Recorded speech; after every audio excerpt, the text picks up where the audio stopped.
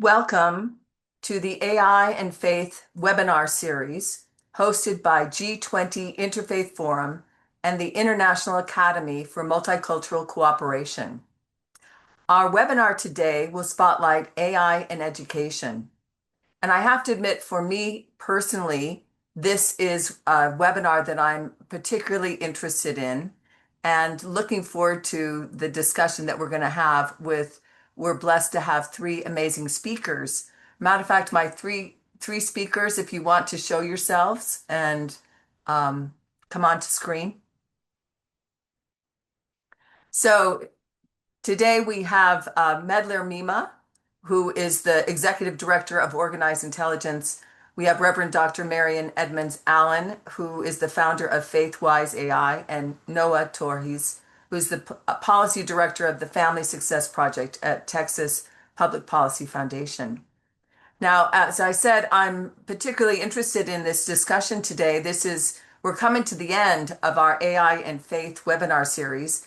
And this one I kind of save for the end because of the way it's going to affect, I think, the lives of future generations. And so I'm excited about the discussion. And this will be a discussion today.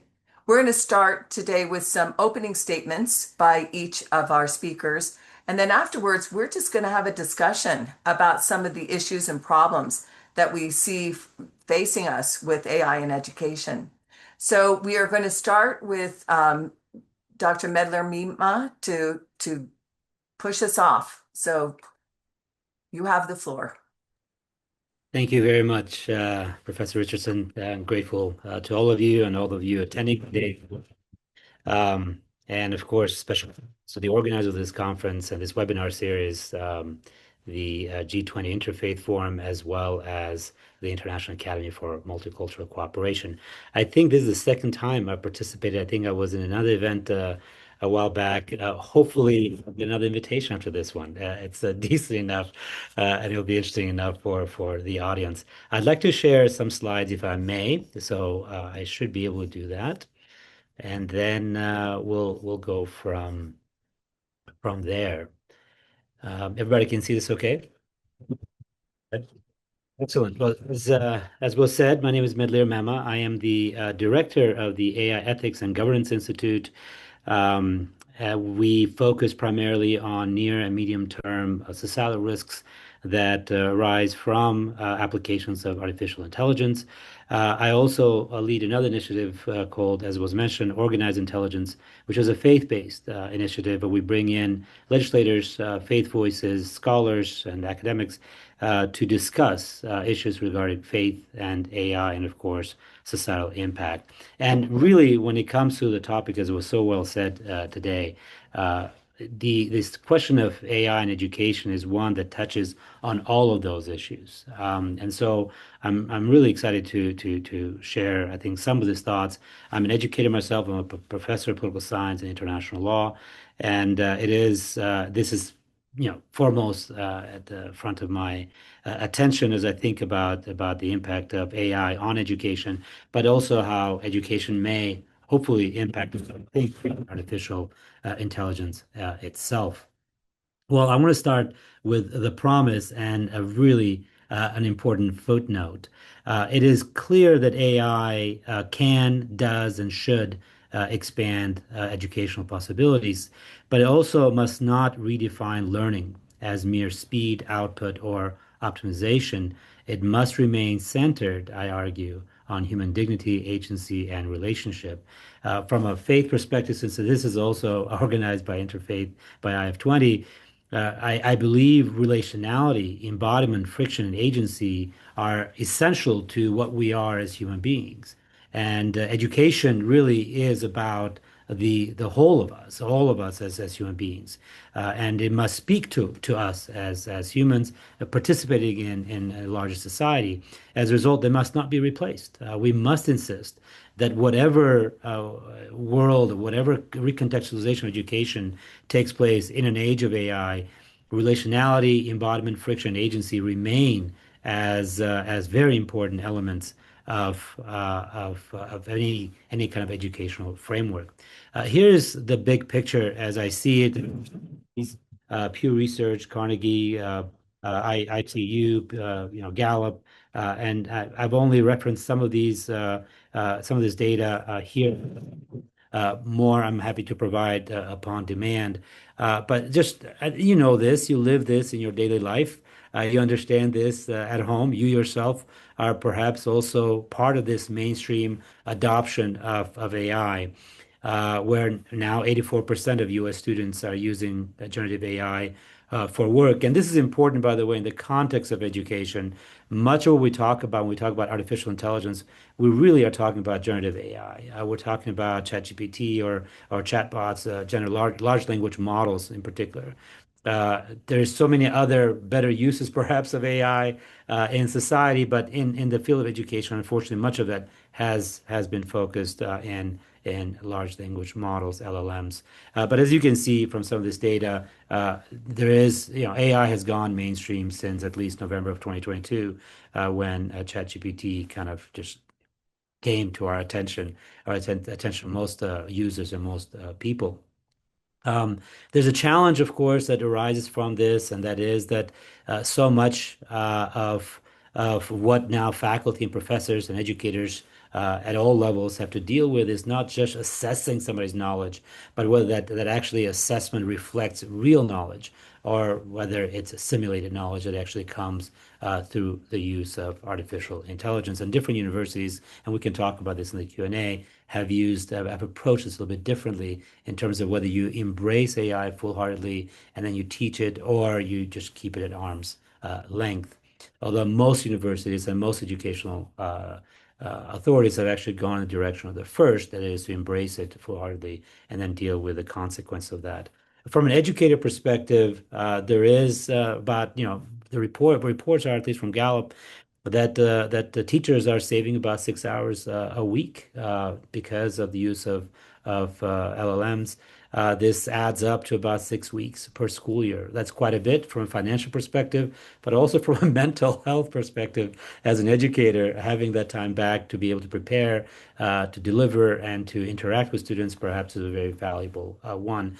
90% of staff are personally using AI, although only about 20% of schools have a policy. I should add, though, that that number is going up quite a bit and increasingly. There is one concern, and that is the issue of global literacy gap in the United States, of course, and across the West and the global North. There is quite widespread, so most of those numbers apply to the United States and Western Europe and other places, more developed countries. But in the developing world, where still 2.2 billion people remain completely offline, you can imagine then, of course, that this creates not only a global literacy gap when it comes to the use of AI, but also access gap. And that then it creates greater inequalities, economic and educational, between the global north and global south. So 94% of people in high income countries are online, whereas only 23% in low income countries. And again, from there, you can kind of draw the lines yourself. So the question is, what does this mean for us? Well, first of all, despite the efficiency gains and the widespread adoption of artificial intelligence, we must remember that education is not about producing faster answers. And that, by the way, applies to both teachers as well as students. So those 6 hours of efficiency gains on the part of faculty, when it comes to grading or others, when we remove friction, when we remove that direct interaction between the faculty and the student output, then we're also hollowing optimization of feedback and also awareness and knowledge of what gaps students may have. Students, as well as faculty, I should add here, need friction. They need uncertainty and they need responsibility to grow. And that's where we get to that relationality aspect in education as well as embodiment, right? Being present as you interact, the student with the assignment and the faculty or the teacher with the student's output. And so, but there is an increased kind of anxiety as a result of this, widespread and very quick optimization. And so there's what does education mean? What does it mean to be involved? So what does learning mean? So there's an identity crisis in education, generally speaking. And then, of course, there's this question of what is the human imprint and footprint in that relationship. And then there are the ones that I kind of work on on a daily basis. And most people tend to think again of AI in the context of large language models. And so our interaction with AI is instantiated at that level as we interact with a computer device, right? And we interact with a chatbot or with the with an LLM. The problem is that AI is a social technical phenomenon. What I mean by that is that artificial intelligence is not just this interaction between the user and the provider. But AI itself starts with data centers, right, with a very large environmental footprint, with labor, right, with so-called ghost workers. Much of the labeling is happening in the global south, getting paid less than subsistence living to be able to do some of the trainings for these models. The setup of institutions, so those institutions have all kinds of political imperatives and biases and culture. So it's not just code and it's not just that interaction and just the ability to prompt something. And so there's an element of socio-technical kind of dimension to artificial intelligence. I mentioned economic equality and equity, right from the beginning, access to these technologies, element of human agency, and of course, what does it mean to struggle? What does it mean to have friction? And so keeping the struggle of learning as a core developmental value is an important one. So where do we go from here? Well, first of all, I want to emphasize, and I think we'll come back to this later during our conversation, that we talk a lot about AI literacy when it comes to education, but and universities are saying, "Hey, we're doing a lot of AI literacy," and this applies to both faculty as well as students. But as I hinted just a second ago, literacy is more than just knowing how AI works. It's also understanding its limits, what values it embodies, and also when not to use it. And so that means that we need to be thinking about ethical reasoning, right? What does it mean to ethically think and use AI? Engage critically with it and with each other around these issues that arise from AI. Talks about civic responsibility and meaning making. Of course, for teachers, it means less content delivery. Perhaps one way that we can start reconceptualizing what we do is perhaps more moral guidance and mentorship towards students so that we can restore that embodiment, that presence between the teacher and the student. So in the next decade, my view is that an AI independent education, actually, an AI free learning, those institutions, not just K through 12, but of higher learning, that may actually demonstrate that they have been able to educate their students AI free. And by that, I do not mean that they are interacting with artificial intelligence or these different tools, or they're not using them for coding or other things, but they're actually able to restore this educational experience. I think those are going to be the premium education experiences of the future. Then cognition will become harder to verify and therefore more valuable. What is scarce actually becomes more useful. It is our responsibility, I believe, as students, I mean, as teachers, but as students as well, to help students and others to become fuller person. In the next, as I said, 5 to 10 years, AI free learning may become a premium educational experience. Successful parents and educational students, systems rather, may increasingly be judged by their ability to create spaces where students must think, write, reason, struggle, and create without AI assistance. As AI becomes ubiquitous, genuine independent cognition will become harder to verify and therefore more valuable. And finally, universities that can credibly demonstrate that students that have developed AI independent judgment, creativity, and intellectual discipline may gain a significant reputational advantage. The paradox, of course, is that the more capable AI becomes, the more valuable, distinctly human, unaided intellectual performance may become. Thank you, and I look forward to your questions. So, Medler, I do have a question for you before we go to Marion. Right. I'm wondering, I know that school's starting, Yeah. so do you have an AI policy in your school, in your class, in Of your course. classroom? No, of course. And I think at this point it would be um, be very unfortunate if we as students, or rather as again as faculty, as teachers, do not have AI policy. My AI policy has two dimensions to it. One is a reflection of the university's policy. Then there is a blanket statement that I make, and then an engagement with students, for especially for upper division classes. We actually designed specific policies for that particular class.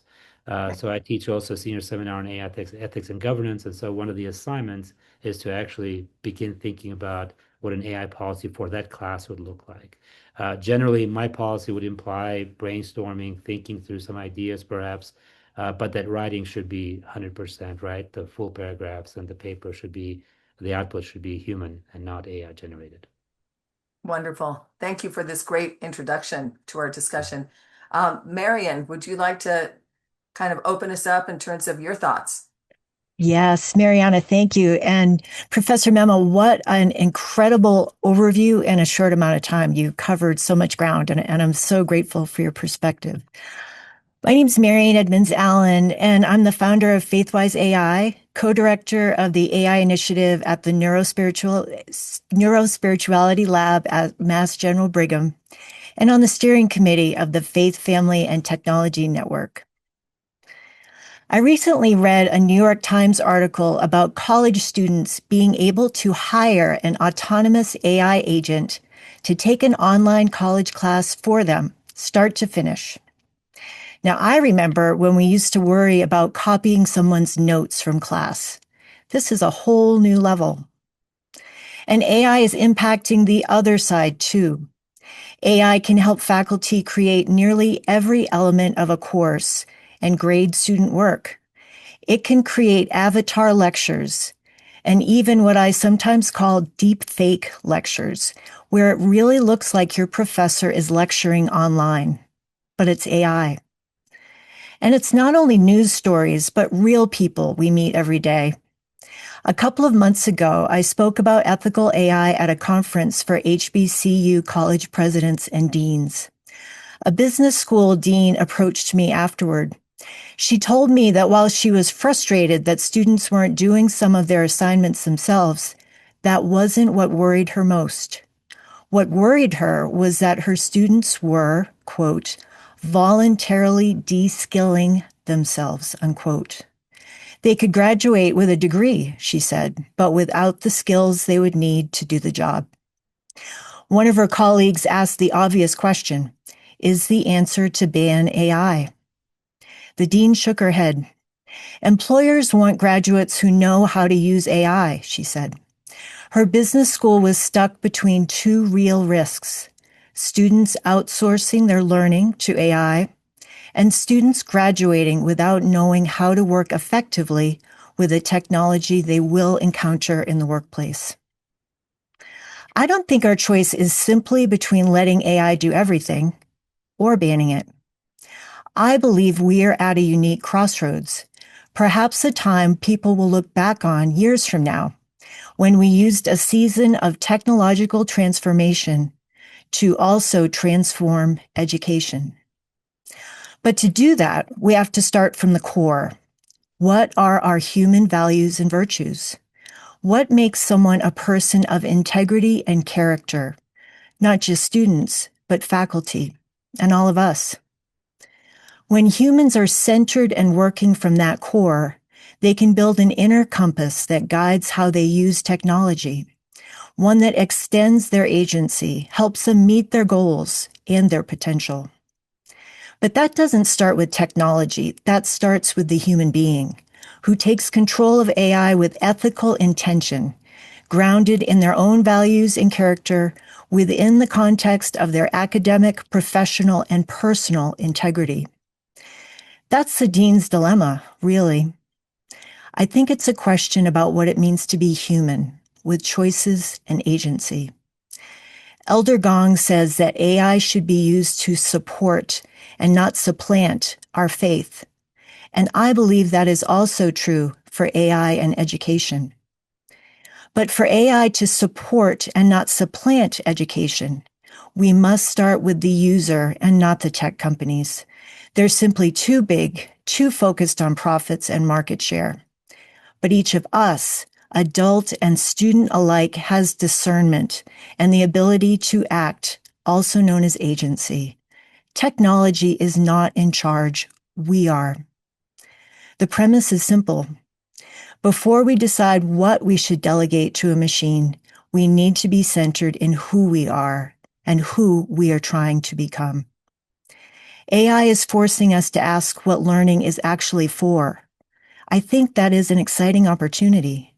We can help students become more intentional about why they want to learn and for what purpose. And we can also teach them to not use AI as an answer machine, but as a learning machine.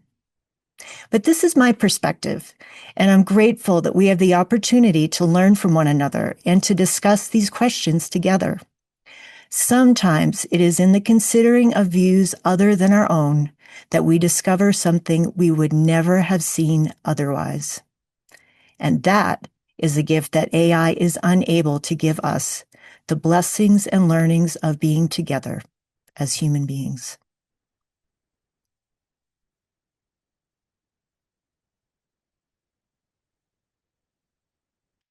Thank you so much for putting it into that context. I do have a question for you, though, in terms of um, do you have hope for the future in terms of this? Because, wow, that's a high standard that you're asking us to go to. And so I would love your thoughts. Are you hopeful that we can do this? Mariana, I am hopeful and I know I'm an optimist and I'm called to preach hope in the world, but look at us here, gathered together, the four of us on this panel and the hundreds of people watching and the thousands more who will be watching.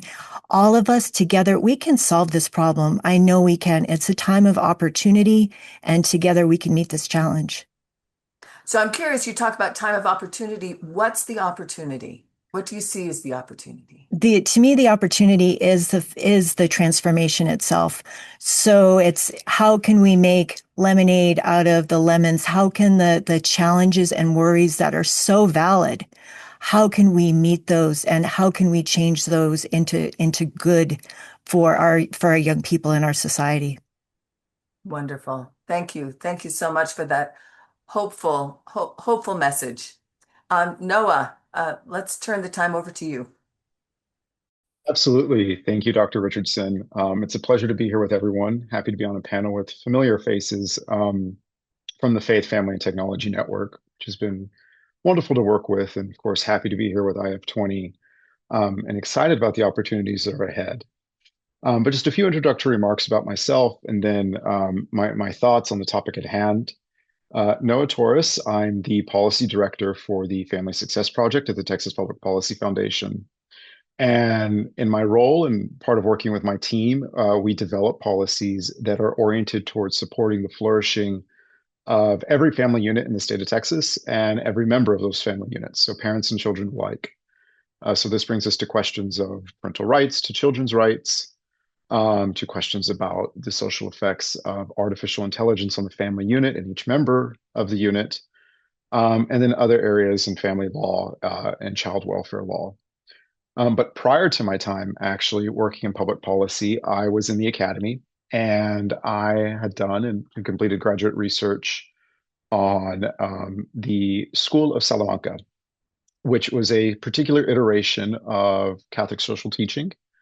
The School of Salamanca was associated with the University of Salamanca in the 1600s and was the body of theologians and jurists who were responsible for knowledge production relating to questions of right and justice and moral theology in a newly globalized world of early modernity.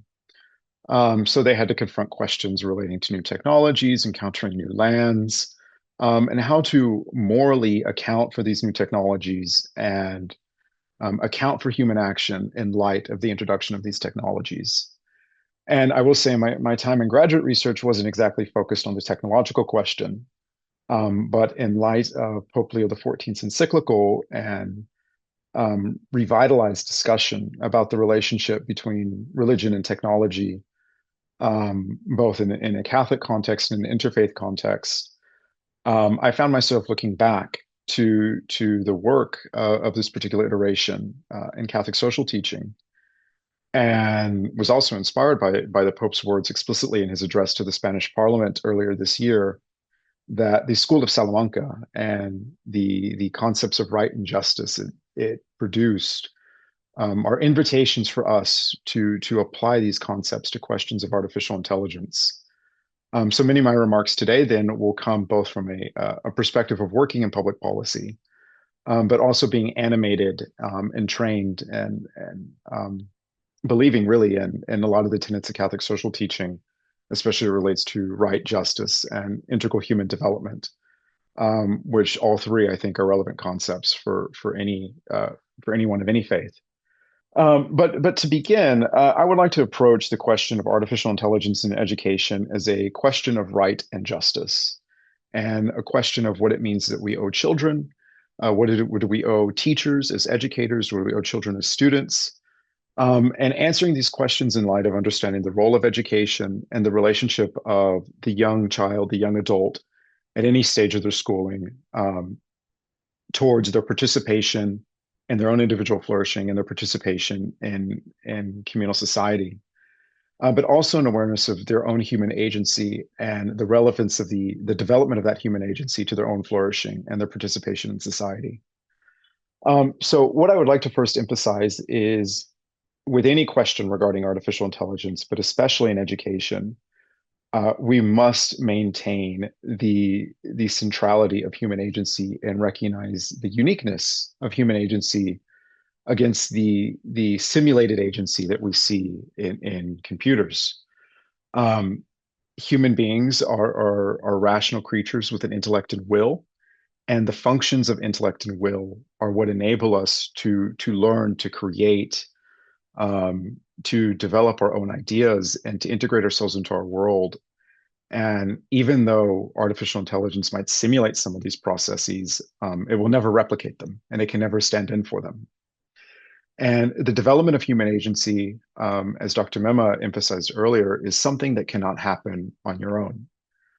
Independently, an individual might be able to satisfy base needs and even learn a little something for themselves. But education and life in general is inherently a communal pursuit. And the proliferation of artificial intelligence in education forces us to address the question of, will the communal pursuit of education, the relationality that is intrinsic to education, what threats stand to that reality? And I think it's important is to not view education simply as the process for gaining knowledge or gaining technical skills. Education is a formation of the whole person. It is, next to life and the family, the second most important place for integral human development, the development of every domain of an individual's life: intellectual, physical, spiritual, mental, social.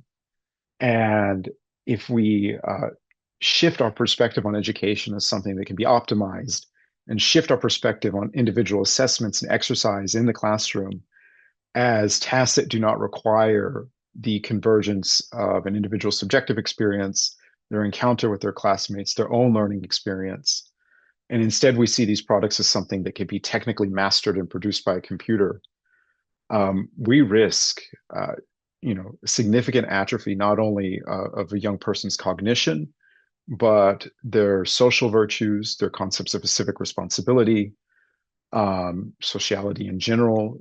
And it also poses a threat for solidarity.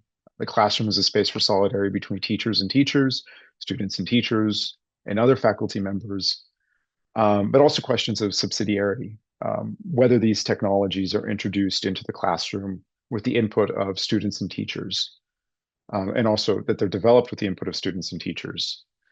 And the ultimate threat, therefore, is that an unbridled proliferation of AI in education risks atrophying the development of the individual child, but also his or her role in society as a future adult and their own flourishing and what they can contribute. And therefore, in many ways, I think the question of artificial intelligence in the classroom is also one of the stability and flourishing of our own societies 10, 20, 15, 50 years down the line. And that would bring me to a positive conclusion is that technology is very much can be a partner in this space.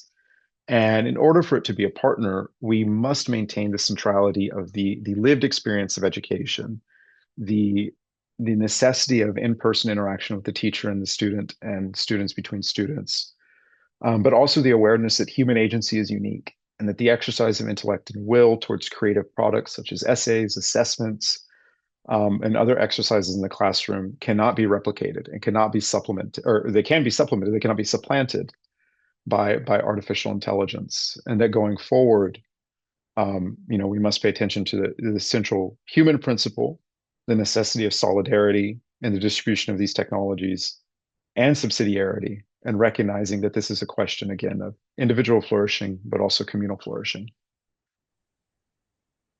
Thank you. Oh, thank you all, because I think that we have such a wonderful discussion here base for us to understand what the problem is. I mean, each one of you have helped us to understand a piece of this really difficult puzzle that we're discussing. I wanted to just also comment to the viewers that are listening. We already have one great question that we're going to answer. If you have some questions for those that are speaking here, please put them in the Q&A. This one I think goes right along with what Noah was saying. Could these AI companies who have released generative AI, are they capable, which are capable of imitating creative intelligence, why couldn't they have included more protections in their applications or even released these protections independent of the applications to assist people in this area? And, is anyone developing and releasing these protections?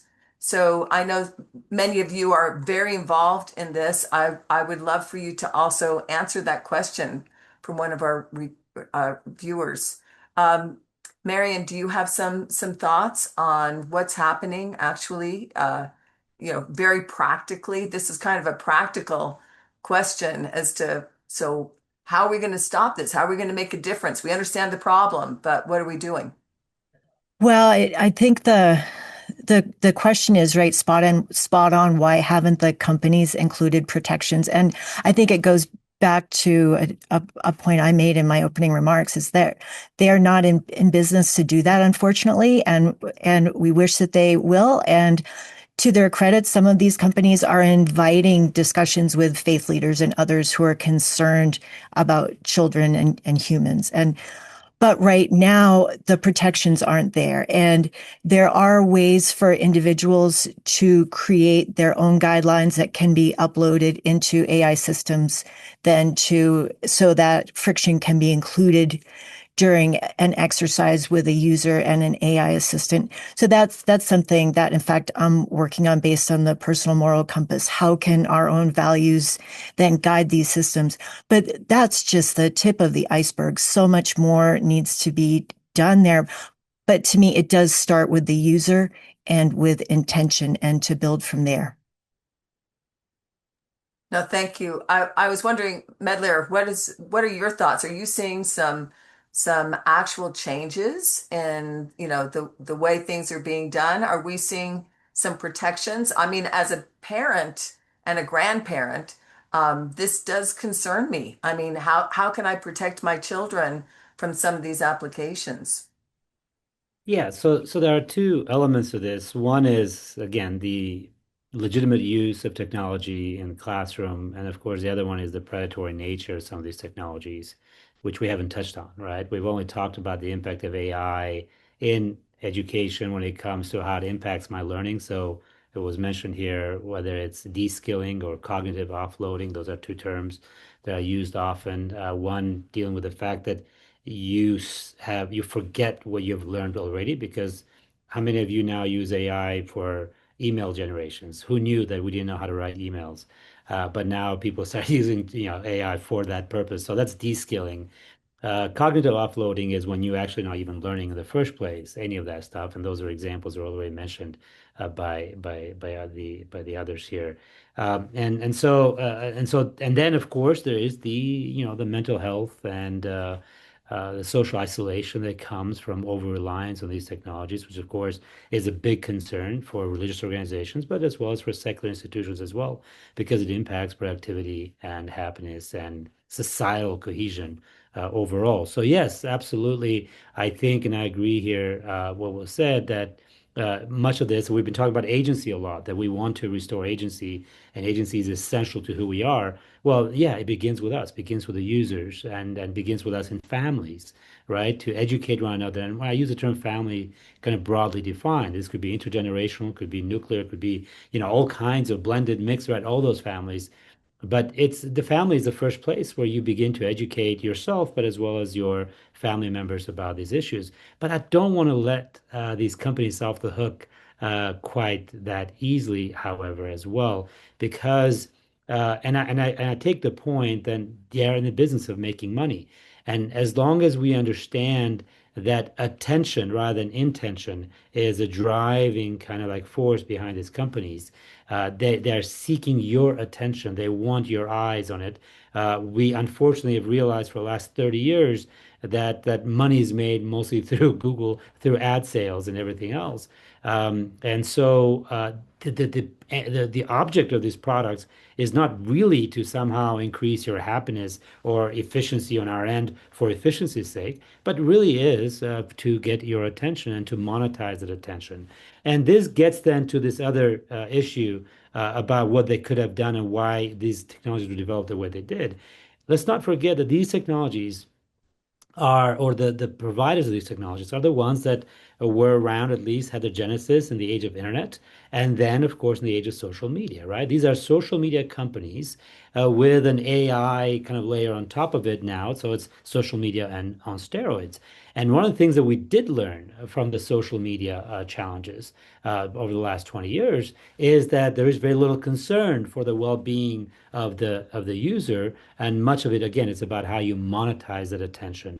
And so when we then kind of juxtapose this against the use of AI in higher education or just education generally, we must remember that the provenance of these technologies are rooted in the social media experiment and in the Silicon Valley kind of like concept of blitz scaling, right? So scaling fast, quickly, breaking things, and just moving forward, and then eventually in the process you do some beta testing.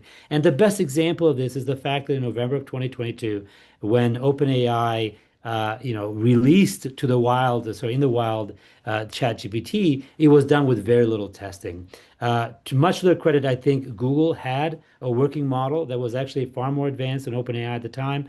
They did not actually release it. Later on, they released it because of pressures and economic pressure that came out of it. So when we put all this together, then I think that we do have, unfortunately, an ethos, right, that comes from Silicon Valley that is about moving fast and breaking things. It's about scaling quickly. Much of it has to do with the impetus from, capital investment and especially venture capital, and very little concern for the end user. So yes, we must exercise agency, but at the same time, we must also hold these companies accountable. And to wrap this very long kind of discussion on this, is that we have started seeing actually movement there, both inside the companies, as was mentioned. So companies themselves actually just, I think it was 2 days ago, Claude released watermarks are the basic, most easiest way to kind of like get this and make it easier for us to detect AI generated material. But the moment, moment actually Claude released and talked about watermarking its product, you actually get other companies finding ways to get around that. So that's a difficult one to work on. So it's the users, it's the companies, but it's also the government, institutions, generally international organizations, as well as state and federal governments, which actually have been going very hard after some of these companies for what they feel are predatory practices and the way that the algorithms are designed, the bias actually embedded within the algorithms. So I feel it's a whole of society an effort. Users have responsibilities, companies have responsibilities, but also state and so local, state, and federal governments also have responsibilities too. Well, I know Noah's very involved in policy, and as we talk about policy and the power of government to maybe slow things down, especially in education. Noah, do you have some thoughts in terms of what can policy do to kind of help, stop some of these concerns that we have? Absolutely. So here in Texas, we've had a lot of great work with policies concerning child online safety in digital environments and social media. We had the App Store Accountability Act passed last year, and that's actually now enforced. We've had a lot of great discussions on chatbot liability and holding developers liable for harms and injuries that are done to the user. We've also had the Texas Responsible Artificial Intelligence Governance Act. That was a quite comprehensive bill that set certain guardrails for development and deployment, certain regulations for deployment, consumer protection notices that companies had to give. But as we look ahead, I can at least say from the perspective of the state level, that discussion is still very vigorous, still very much enlivened on what future pathways exist, especially in the education space. There have been plenty of discussions about, do we need to have a period of time of instruction to where the child is not using digital technology in any way in the classroom? What years of education does that need to take place? Or, for example, once technology is introduced, should the entire class, should the entire instructional period feature technology, or should technology only be used in a certain physical location in the school? Or if it's going to be used in every classroom, should it be used only for a certain period of time for certain tasks?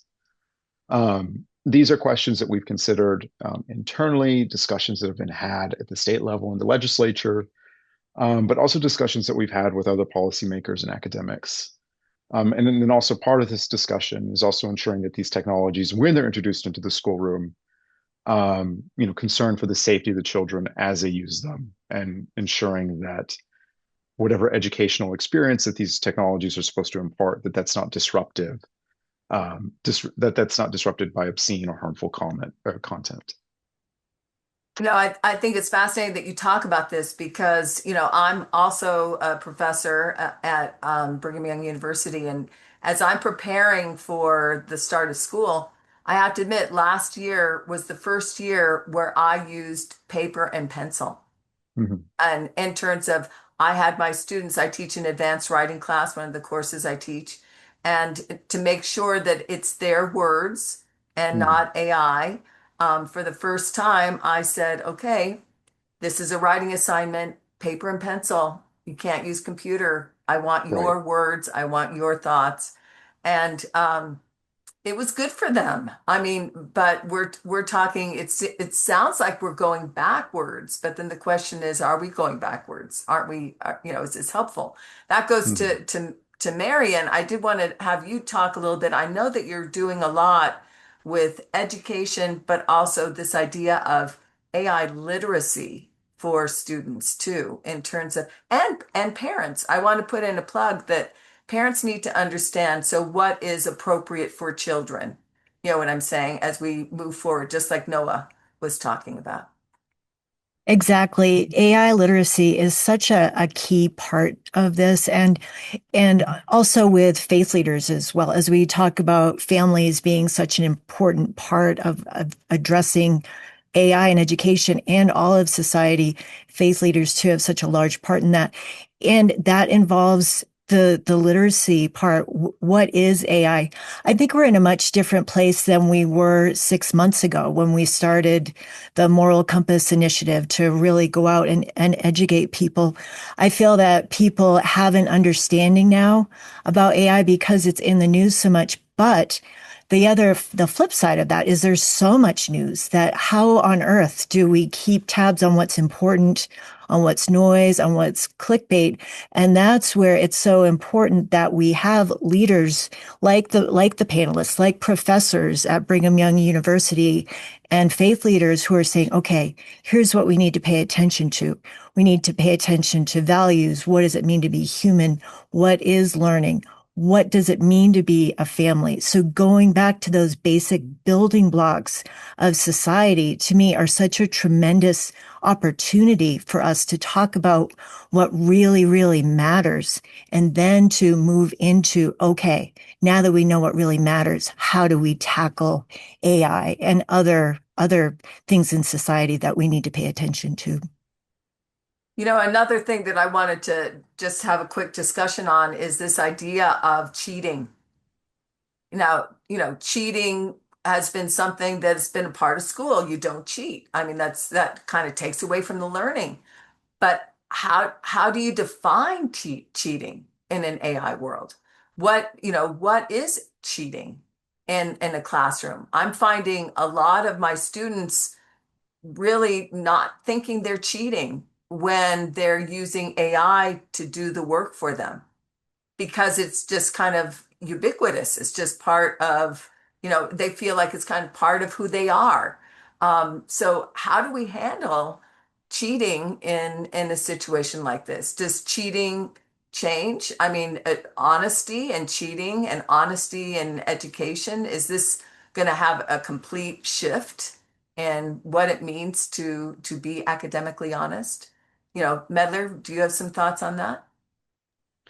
Well, I'd like to think that what honesty is does not change, right? That should be I a hope not. fundamental truth. So no, I don't think we should change the parameters of honesty, despite the fact that technology makes it easier to do, to do the opposite of that. It does mean that we need to be more intentional, again, in our interactions and communications with our students or anybody else we work with.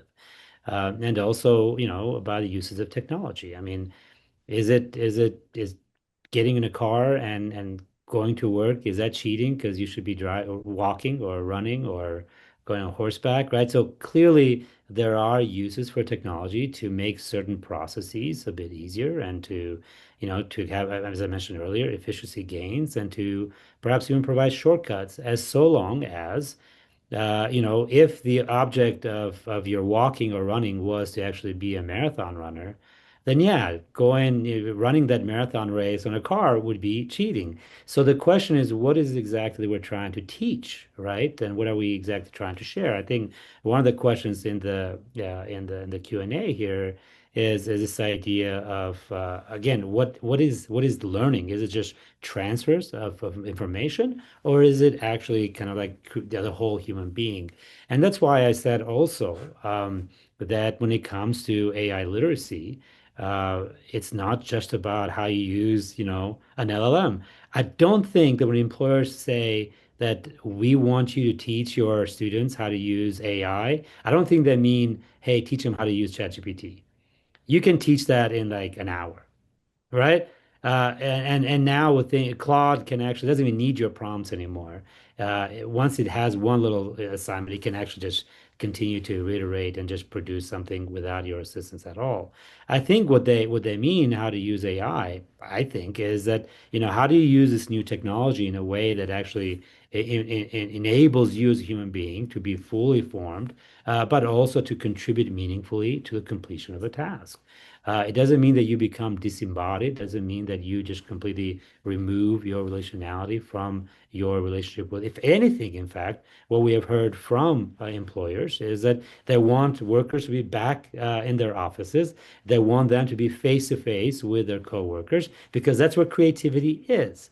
And then you can use AI as an enabler, as an augmenting kind of technology, but not to replace human agency. And so what that means in the context of cheating, yeah, it is cheating if it replaces all those things. And you're, by the way, cheating also employers if you're providing, right, as an education, as a university, you're cheating those employers with whom you're trying to establish those relationships if you're actually providing friction-free education. So yes, using AI to complete an assignment which should not have, right, any AI assistance in it is cheating. That's simple, that's straightforward, and there are no questions about that. And then that's why I said I think every professor should have, or every educator should have in their class, in addition to this blanket statement, they should also have a contract between them and the student. And then introduce friction even in that creation. So then together they can actually work through this. I'll just, this is the last thing I want to say on this. on the writing part. A colleague of mine, Peter Carden, over at the USC, the School of Business, has noted in his research that actually business leaders value oral communication now a lot more than written communication because there's so little trust in that what they're reading is in fact a production or a creation of the individual that is sending that. And I can't help but think about Plato's kind of allergy to written form. And in his mind, right, actually having the oral tradition is more important, partly because it also engages a lot more of who we are. And so there may be a point where we actually go back to a more oral kind of communication where we value that face-to-face conversation, what we're doing right now. No, I agree. I think that it's really interesting. There's a comment from one of our viewers that says, and I agree, is text or information from AI does need to be cited, and so and students do need to get into that and need to be taught that when it's not your idea, you need to show that it was AI's idea and not your idea. Yeah, I had a student who turned in a completely just AI generated, and we have a policy that, if you use it, cite it, right, for certain uses. And so and then we have the class policy. So I mentioned to the student that we have a policy with regards to AI about not only citing, but also we have a specific one about when to use it, not to use it. All the student did is resubmit the assignment with a disclaimer that this has been generated with AI assistance, but I am responsible for the content in the sense that if anything is wrong, it's my fault, right? I'm like, no, no, no, no, that's not what the AI policy is about. It's not just about citing that you use AI to make this assignment, right? So there's another element to that. It's not just about citation of uses of it, but it's about how, when, and where you're using this. And this, of course, gets to the heart of your question about cheating. What part of this is cheating? So again, we do have to have some serious conversations about when and how and where we use AI. I do want to just quickly go to another kind of big concern when it comes to education. Oftentimes, especially university education, but even high school education, is supposedly preparing our children for a job, to be able to have a job, to be able to to be able to take care of themselves, right?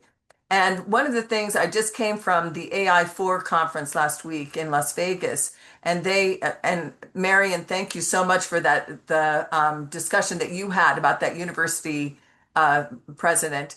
There was a whole series of a group of university presidents that were there, and they expressed the concern that for the first time, they are not sure how to prepare their students for the jobs ahead. That this is really causing a switch in terms of what do I teach my students? And also, oftentimes, especially older professors might not have the understanding of what AI can do. And so then what do they change? The other concern that they had was the statistic that was thrown around was 50% of all college graduates won't have a job.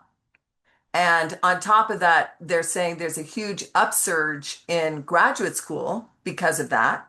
And yet the question is graduate school the answer? So, I mean, so this is a major concern that's the basis of our education system is to help our young people to be able to have a job. How is this going to play out? Any thoughts in terms of what do we need to do to change education to make sure that they get a job? I mean, that's pretty important. Noah, do you have some thoughts on that? Yeah, and sorry again for the technical issues and very untimely webcam crash. I suppose the computers are upset that we're talking about them. Um, but yes, no, I think it's important that we strike a balance. Actually, I think this question, has several levels to it. The first being that I would hope that in other sectors and other disciplines, that there is a desire to maintain the human element and the human actor in a role, um, notwithstanding whatever advances that artificial intelligence might make, especially in roles where again the human element is important and perhaps maybe a human actor could be aided by artificial intelligence, but not necessarily replaced. Um, but if that were not to happen, then how education should develop. I think it's important that you know some degree of AI literacy is taught. The children, students of all ages are taught how to responsibly engage with artificial intelligence systems, how to use them to not harm or injure other individuals, and how to best use them in a way that promotes others' dignity. But also in the context of the workplace, in a way um, that their human dimension, even in the operation or maintenance of an AI tool, is still a necessary condition for that tool's operation or for its best use. Um, but I also think it's important that schools don't only emphasize that education is for the purpose of getting a job. As much as that is something that should come from education, um, I think it's important that, I think as AI takes jobs, this will force schools to confront what education is and to realize that education, alongside providing training for a career, is also a space to simply cultivate the mind, to even cultivate the good life. I mean, learning itself is an act of leisure. And for students to be able to engage in learning and to engage in quote unquote analog learning without artificial intelligence is something that still needs to be valued, even if their career may not be, or their study track may not be conducive to some job, or AI may increasingly be proliferating in the sector that they want to work in. Um, so those are my initial thoughts as to specific changes in curricula, or approaches. I guess that's something that I've still been chewing on, especially as we see these systems develop so rapidly, and it seems every week or so we hear of a new industry, where AI is starting to overtake previously human occupied roles. We're coming to the end, but I did want to just, and whoever wants to tackle this one, I did want to just mention the power of inequities that we're talking about too here. When we talk education, education has also been, a social inequitable thing for millennia. And is AI going to make those inequities sharper? Is what can we do to make sure that that doesn't is not the case? Is there a way that we can make sure that AI education and inequities, actually bring people together? Is that possible? I know, Marion, you have such hope. Is there some hopeful things that we can think of that maybe would help some of the inequities, or is it hopeless? Is it going to, make inequities between, different classes different in terms of the ability to be able to use this resource? And it is a resource.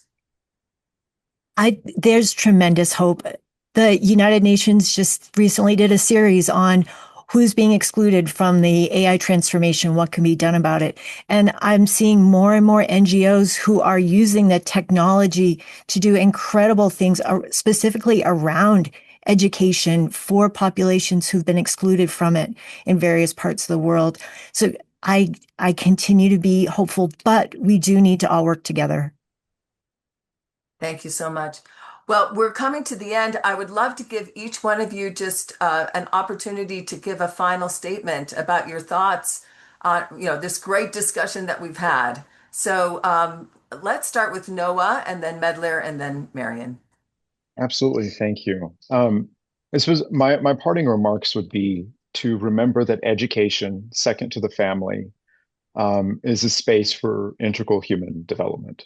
It is the space that supplements the teaching by parents, and it is a space where children learn to cultivate their intellectual domain, physical, spiritual, mental, social, and that cultivation of those domains and that development acts upon human agency, and therefore requires the training of the intellect and the will.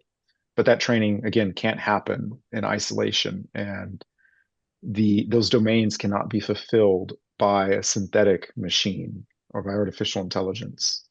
And that it's important that we recognize that education is a communal endeavor, and it has a communal element to it. It bears strongly on the common good of our own communities.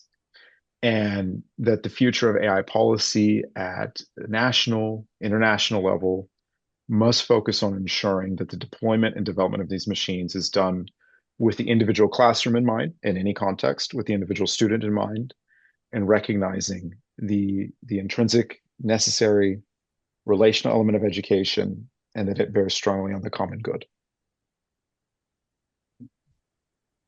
Thank you for that, Noah. It's been such a pleasure being with you in this panel. And thank you to all of you, participants and others.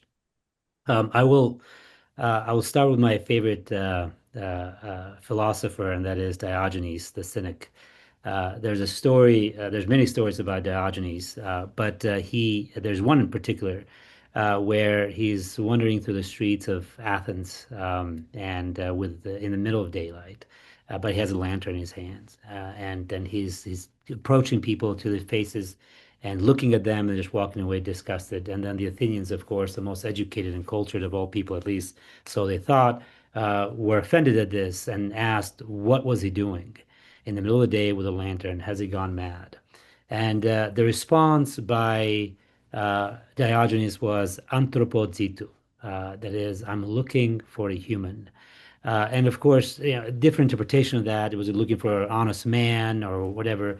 I like interpreting it in an age of AI. I like interpreting that story literally, looking for a human. And I think Noah and others have already highlighted this. At the end of the day, what we need to do, what we need to remember, is that AI should help education become more human, not less. The goal is not to make students better machines, but to help them become fuller persons.